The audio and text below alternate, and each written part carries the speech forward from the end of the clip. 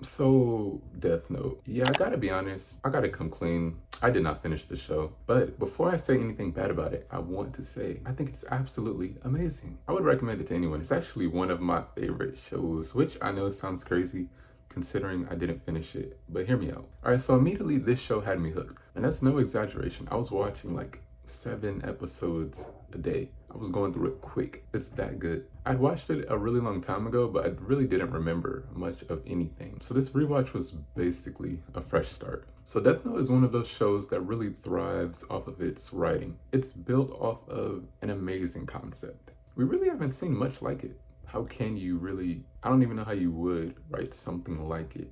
It's not very typical of a show. That's another reason it's so good. Light Yagami, our protagonist, finds a book that allows him to kill whoever's name is written in the book.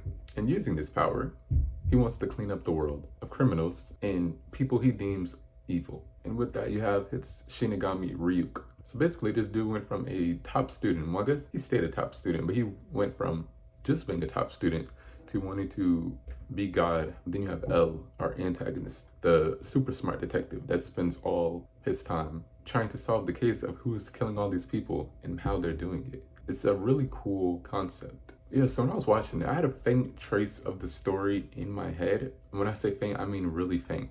So the whole time I was watching Death Note, I was like, oh my gosh, this is amazing. It really is. Lucky just thinking about it, maybe I should finish the show. I got close. Maybe even do a full rewatch because Death Note is actually peak.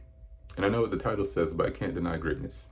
Alright, so let me talk about what the best part of the show is and what makes it so enjoyable.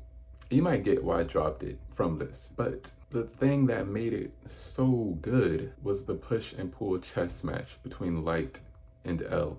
The way they both tried to stay one step ahead of the other was very enticing.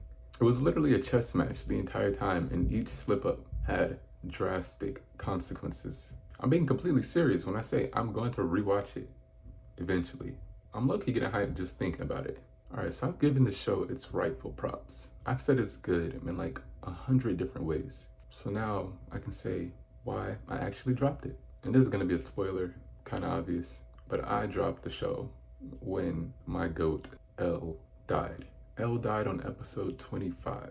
And I'm not gonna lie, I'm pretty sure by episode 27, I had checked out of the show completely. Yeah, I just couldn't do it, man. I was heartbroken. They could have took anyone, but not my goat L. Like, what happened to the chess match between them? What happened to everything we used to be? What happened to Death Note?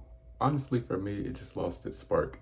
And that might sound kind of ridiculous, like one character dies and you drop the show. But to that, I say, yes, this is L we're talking about, my swaggy goat. Then they started bringing in other characters to replace L, like Nier, the other dude, I think his name was Mello. But I'm sorry, it just wasn't the same, at least for me. I might be tripping, I probably am. I'm gonna finish it eventually. But I really just felt robbed of the joy that the show was giving me. Like those few days I spent binging it were so good. And then all of a sudden, it was just gone. And not even because the show ended. Because of me, I guess. But, okay, I actually do need to finish it. But that joy ended because my goat, L, had died, along with my interest in the show. Yeah, so that's my take on Death Note. 9 out of 10 would recommend.